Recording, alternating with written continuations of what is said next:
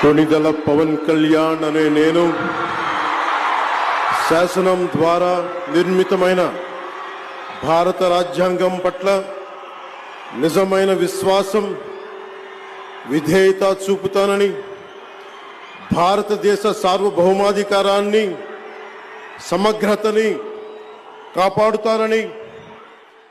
ఆంధ్రప్రదేశ్ రాష్ట్ర మంత్రిగా నా కర్తవ్యాలను శ్రద్ధతో అంతఃకరణ శుద్ధితో నిర్వహిస్తానని, భయం గాని పక్షపాతం గాని రాగద్వేషాలు గాని లేకుండా రాజ్యాంగాన్ని శాసనాలని అనుసరించి ప్రజలందరికీ న్యాయం చేకూరుస్తానని దైవ సాక్షిగా ప్రమాణం చేస్తున్నాను. నేను